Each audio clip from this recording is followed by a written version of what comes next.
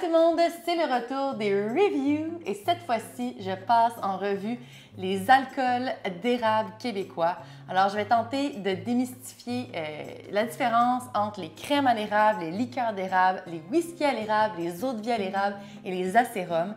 C'est une question que je vous ai demandé récemment sur Instagram. Est-ce que c'est quelque chose qui vous intéressait? Et vous avez répondu oui en très grand nombre. Alors, j'imagine que c'est parce qu'il y a un petit peu de confusion qui s'est créée dans vos têtes par rapport à tous ces produits.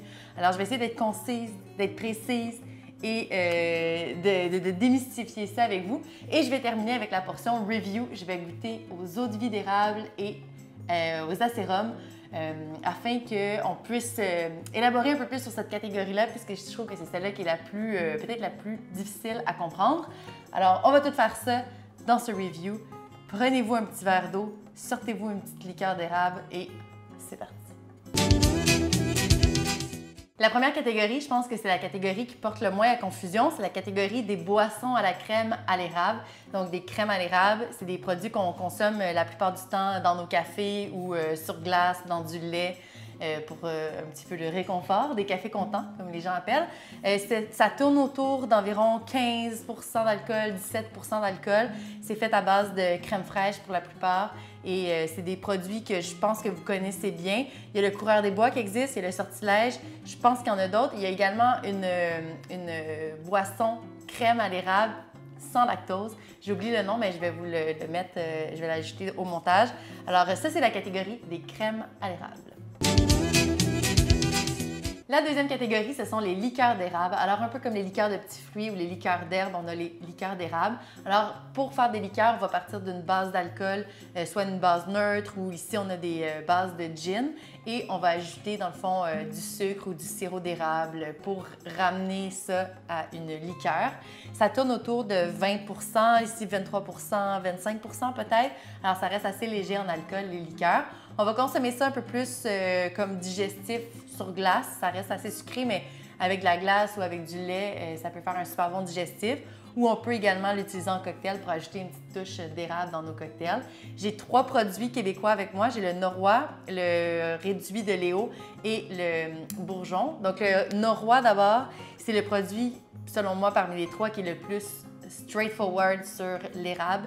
Quand on ouvre la bouteille, ça va sentir le bonbon à l'érable, ça va sentir le sucre d'érable. C'est très prenant comme arôme d'érable.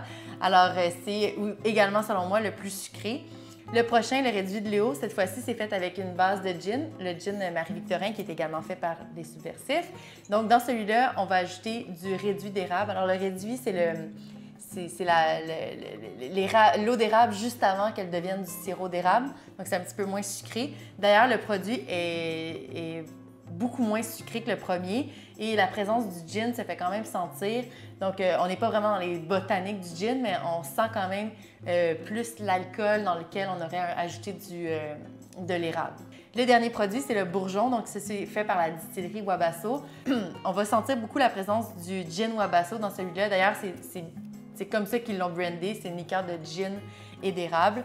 On a beaucoup la présence du gin et de ses aromates. Qu'est-ce qu'on sentait moins dans le deuxième? Et on a l'ajout d'érable. Donc, celui-là, je trouve que c'est un produit qui est très différent des autres liqueurs d'érable ou de l'idée qu'on pourrait se faire d'une liqueur d'érable. Si on pense à une liqueur d'érable, on veut que ça goûte l'érable. Ça nous amène vraiment ailleurs. Donc, celui-là, en digestif, je le conseille vraiment parce qu'il se tient bien tout seul. Mais par contre, si vous cherchez vraiment un produit qui goûte l'érable parce que vous voulez faire un cocktail spécial, dans ce cas-là, vous êtes mieux d'y aller avec les deux autres. Donc, ça fait le tour des liqueurs d'érable. On est maintenant rendu dans la catégorie des whiskies à l'érable. Et là, c'est là que tranquillement, la confusion va commencer à se créer parce que je pense que c'est là qu'il y a le plus de mélange entre les produits. Donc, il y a beaucoup de différences entre la catégorie des whiskies à l'érable et la prochaine, qui est les eaux de vie d'érable et les acérums. Ce sont 2 types de produits complètement différents. On ne les fait pas de la même façon. Ils ne goûtent pas la même chose, ils n'ont pas le même prix. Donc, c'est important de vraiment comprendre la différence parce que ça va vous aider à orienter votre choix vers un produit qui vous convient plus et ça va aussi vous expliquer la différence de prix entre les 2 types de produits. Donc, la catégorie des whiskies à l'érable, c'est la catégorie où je dirais qu'on reconnaît le plus par le sortilège. Je pense que c'est quand même un produit un produit fort au Québec, le sortilège. Donc, comment on fait un whisky à l'érable? on part d'une base de whisky. Donc, la plupart du temps, ça va être des whiskies que les compagnies vont acheter, des whiskies canadiens. Donc, ils vont acheter chez un gros fournisseur qui fait du whisky en grande quantité, ils vont acheter un blend de whisky ou ils vont acheter à différents fournisseurs. Ils vont faire un blend de whisky dans lequel ils vont ajouter du sirop d'érable ou des arômes d'érable pour lui donner le côté érable. Donc, les gens qui font du whisky au Québec, on pense à Circa ou on pense à Côte-des-Saints ou à Saint-Laurent, ils font du whisky pour le garder tel quel en whisky.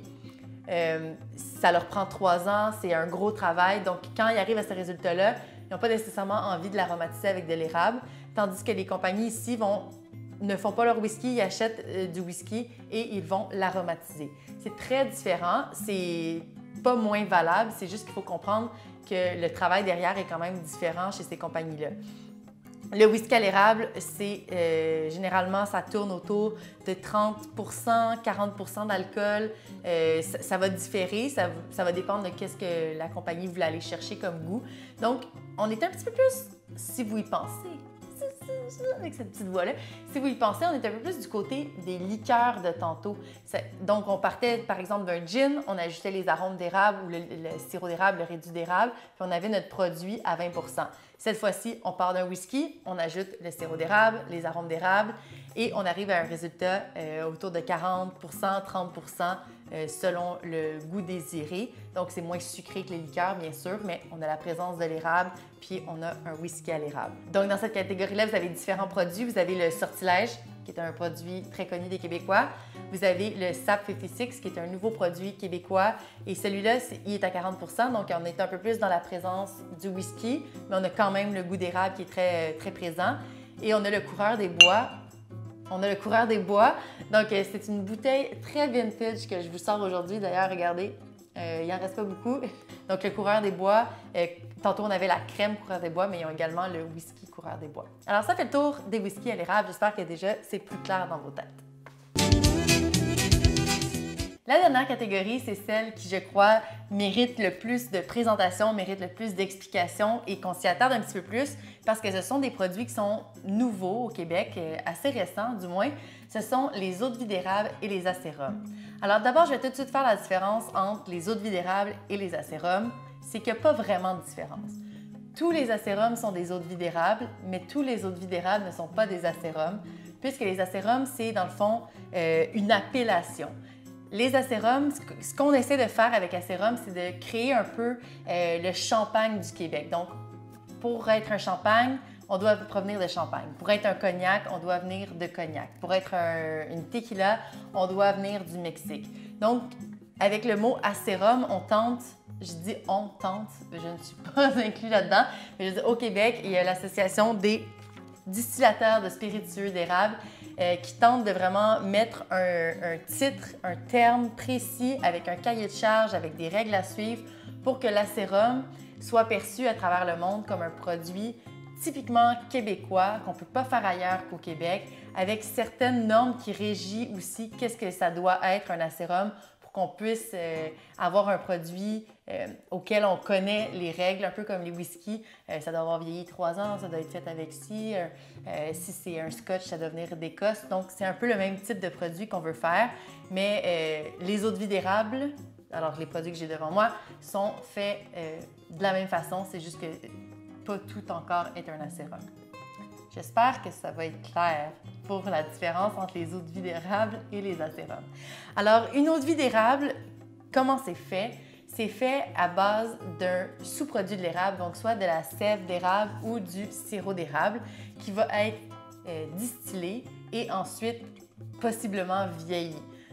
Une fois que le produit est embouteillé, on peut ajouter aucun autre produit à notre acérum ou à notre eau-de-vie d'érable. On ne peut pas ajouter de sucre, on ne peut pas ajouter de sirop d'érable, on ne peut pas ajouter d'arôme. La seule chose qu'on peut ajouter, c'est de l'eau. Donc, je répète, pour faire un spiritueux d'érable, on va partir soit de sève d'érable ou de sirop d'érable. On va le faire distiller, on va créer un alcool et ensuite, on va le faire reposer en baril si on veut aller chercher un goût de bois. Et une fois qu'on est prêt à embouteiller, on peut ajouter seulement que de l'eau. Donc, l'acérum ou l'eau de vie d'érable, c'est vraiment un alcool d'érable, un peu comme un whisky est un alcool de grain, un peu comme la tequila est un alcool d'agave, ou comment la vodka est un alcool de patate, entre autres. Ça peut provenir de d'autres choses, mais dans le fond, une eau de vie d'érable, ça doit provenir de l'érable. Alors, c'est vraiment là la différence de tantôt avec le whisky, qui était un blend de whisky qui a été fait d'une façon auquel on a ajouté de l'érable. Ça ici, c'est un spiritueux qui s'est développé à partir de l'érable. Donc, on va aller chercher des goûts qui sont complètement différents avec les acérums. On ne va pas nécessairement goûter l'érable comme on goûte du sirop d'érable ou comme on goûte un bonbon à l'érable. On va vraiment plus développer des notes qui vont ressembler un petit peu au rhum ou un petit peu au whisky. Ça va dépendre desquels. Puis je pense que les deux sont des bons comparables. Donc dans le fond, un rhum, c'est fait à base de mélasse. Donc c'est un spiritueux qui est un peu plus sucré. C'est en ça que ça va ressembler peut-être aux acérums. Et souvent, du côté whisky, souvent un whisky, ça va être vieilli en baril de chêne, en baril de bois. Donc les acérums ici qui sont colorés sont vieillis en baril. Donc on va aller chercher ce côté-là qui ressemble plus au whisky. Alors c'est important quand on boit un acérum ou quand on achète un acérum, une eau de vie d'érable, de garder en tête que c'est un spiritueux pur et dur. Ce n'est pas un alcool, ce n'est pas une liqueur d'érable, ce n'est pas un arôme ajouté d'érable. C'est vraiment l'érable qui a créé le spiritueux. Alors avec moi, j'en ai 5. J'en ai 5 différents. J'ai celui de Saint-Laurent, j'ai celui de la distillerie des Appalaches, j'ai celui de O'Dwyer qui font le gin Radun et aussi la distillerie Shefford. Il y a Rosemont qui font une eau de vie d'érable. Il y a également Domaine à Serre. Il y a quelques autres, mais c'est des produits que j'ai avec moi. Puis je pense que déjà goûter à 4 différents, ça va être suffisant après tout le contenu que je vous ai donné aujourd'hui. Alors, je ne vais pas rentrer vraiment dans la fabrication de chacun. Là. Je vais plus essayer de vous donner des petites notes de goût pour que vous puissiez vous y retrouver puis vous puissiez vraiment comprendre la différence avec les autres produits que je vous ai présentés dans les autres catégories. Alors, on va commencer tout de suite avec le Saint-Laurent, l'acérum Saint-Laurent. C'est déjà leur deuxième mouture. Alors, le sérum Saint-Laurent est fait à base de sirop d'érable et il est ensuite vieilli, en fait, le distillat est ensuite vieilli pendant 1 an dans un baril de chêne. Alors, ça lui procure sa couleur et un peu comme les whiskies, là, il s'est pris de l'âge, il s'est pris du goût, il s'est pris du bois. Alors, je goûte. On a un nez très délicat. On sent le sirop d'érable, on sent même, on dirait, des petits fruits. Ça sent pas comme il n'y a pas une grosse présence de l'alcool qui brûle les narines, pas du tout. Je m'entends quelque chose d'assez doux en bouche. Oh, OK. C'est délicieux. C'est vraiment, vraiment bon. Ça goûte... Wow! La finale, ça goûte vraiment le sucre d'érable, très, très doux. Le début, ça goûte un peu comme un whisky. Ça goûte on va goûter le bois, mais ça se transforme comme en légère présence d'érable très délicate. Alors, très bon, la sérum Saint-Laurent. Et je vous le conseille fortement. Son degré d'alcool est à 40 %. Le produit que j'ai goûté, c'est l'eau de vie d'érable moins 40. C'est produit par la distillerie des Appalaches. Donc, eux aussi utilisent le sirop d'érable qu'ils font vieillir plus tard en fût de chêne. Alors, c'est pour ça qu'on a cette jolie couleur sirop d'érable. Le moins 40 se détaille à 52,25 pour le 750 ml, puis on est dans 40 % d'alcool. Alors, au nez, on a quelque chose d'un petit peu plus épicé que tantôt, peut-être. On sent un petit peu plus l'alcool, ça a l'air un peu plus frais, peut-être plus léger. C'est vraiment différent du premier. Donc, celui-là, je dirais qu'il est un peu plus... la présence de l'alcool est un peu... L'alcool est un peu plus présent. On sent beaucoup moins l'érable que dans le premier. Je dirais qu'on a même des petites notes d'épices qui vont ressortir, un peu comme un whisky. On sent vraiment plus le bois dans celui-là. Donc, très différent, peut-être plus moins de présence d'érable, un peu plus d'épices, un peu plus de notes épicées. Ça dépend vraiment ce que vous aimez. Même moi, là, je suis extrêmement néophyte dans le monde des acérums, donc je ne vais vraiment pas vous dire qu'est-ce qui est mieux un ou l'autre, mais c'est les notes que je découvre à cette première dégustation. Prochain produit. Le prochain produit que je vais goûter, c'est Gaspésienne numéro 20, donc l'acérum qui est produit par la distillerie gaspésienne Audoyer. Dans celle-ci, on a intégré un morceau de bois, donc un bâton de chêne carbonisé. D'après moi, c'est parce que le vieillissement en fût de chêne n'a pas été très long, mais on a quand même mis le bâton à l'intérieur pour pouvoir aller chercher ce goût de bois-là. Ce goût de bois-là. Ouais, on est un petit peu plus pâle que les deux précédents. Au nez, on sent peut-être plus la présence, on sent plus d'alcool. Je trouve quasiment qu'on dirait qu'il y a un petit côté salin. Celui-là me fait penser à un whisky plus jeune, donc un whisky qui n'a pas vieilli très longtemps en baril, puis c'est ça que je pense qui est arrivé aussi avec le bâton. Donc on a de l'érable n'est pas extrêmement présent. À date, c'est dans celui-là que je le sens le moins. Ça goûte vraiment plus comme le whisky. Je trouve qu'on dirait qu'il y a un petit côté, le côté salin que je ressentais, on dirait que je le sens au nez, on dirait que je le sens aussi en bouche. Puis à la fin, c'est sûr que le fait que ce soit pas un long vieillissement, c'est beaucoup moins rond que le premier, qui est le Saint-Laurent. On sent un petit côté épicé qui vient après, mais ça, c'est plus la présence du bâton. Là, on sent la différence. Je pense qu'il y a certaines personnes qui vont même trouver que ça goûte un petit peu la tequila à la fin, mais là, j'extrapole, mais peut-être un petit peu le mezcal, donc le petit côté fumé du mezcal. Et là, si on dit que le bâton de chêne a été carbonisé, c'est peut-être là le petit côté smoky qu'on ressent dans le mezcal. On le ressent peut-être un petit peu à la fin de cet acérum-là. Très intéressant. Les derniers acérums que je vais goûter aujourd'hui proviennent de la même distillerie, donc la distillerie Shepherd. Ils font, je pense qu'ils ont été les premiers à sortir des acérums. D'ailleurs, je me souviens y avoir goûté dans un contexte où j'avais aucune idée de qu'est-ce que je buvais. Je pensais que je buvais un whisky à l'érable comme la catégorie précédente. Et je me souviens, j'avais été surprise. Mais je ne me rappelle pas du goût. Je sais juste que ça goûtait pas l'érable comme un whisky à l'érable goûte l'érable. Donc, Shepherd font un acérum non vieilli, donc c'est pour ça qu'il est blanc. Et ils font également un vieilli en baril de chêne qui est plus bronzé, hein, comme on dit.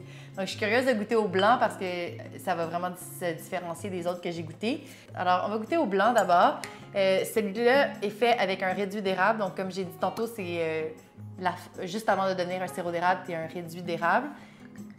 Ça sent un peu le moonshine. Enfin, le moonshine, c'est un whisky qui n'est pas vieilli. En fait, qui n'a pas fini de vieillir. Ah oui, ça sent l'érable. Donc, une petite touche sucrée amenée par le réduit. Oh! Mon Dieu, ça goûte! Oh! OK, là, je vais regoûter, là, mais ça goûte le champagne flat. Oh my God! Ben là, c'est un compliment, là, by the way. J'adore le champagne. Puis, il n'y a pas de bulle, c'est pour ça que je dis flat, mais ça goûte. Oh oui, ça goûte le champagne. Donc, le côté brioché du champagne. Tu sais, quand on pense à un veuve clicquot, c'est sucré, c'est brioché, des croissants de soleil. Donc, je peux pas croire que je suis en train de comparer du champagne et un acérum, mais c'est vraiment ça que ça me donne. Au nez, on avait comme une présence de l'alcool qui me laissait suggérer qu'en bouche, on allait avoir une petite brûlure. Pas du tout, c'est vraiment rond, c'est vraiment agréable à boire. Ça n'a rien à voir avec le souvenir que j'avais, mais je suis juste tellement surprise que ça puisse goûter ça, là. Je vais goûter au brun, donc qui a été vieilli en fût de chêne. Il n'y a pas de notion de temps. Ce que je peux voir à date, c'est qu'il y a seulement le Saint-Laurent qui a vraiment mis une année, puis c'est écrit qu'il y a une année de vieillissement. Les autres, on ne sait pas c'est combien de temps. Donc, ça pourrait être 3 mois, 2 mois, 1 an, 2 ans. Ils ne l'ont pas indiqué. OK, la présence de l'alcool au nez encore. Ça me semble assez frais aussi.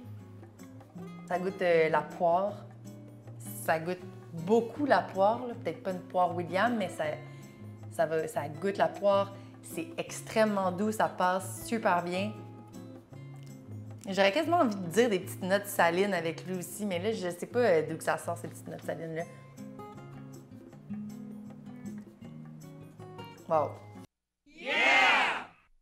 Bref, après cette longue capsule où tous les alcools d'érable vont avoir été démystifiés, j'espère vraiment que vous allez mieux comprendre l'univers des spiritueux d'érable, que vous allez pouvoir faire vos choix, puis vous allez pouvoir maintenant comprendre la différence entre les produits, puis acheter de manière avisée. Alors sur ce, je vous félicite d'avoir tenu jusqu'à la fin de cette vidéo et je vous souhaite une très belle fin de semaine.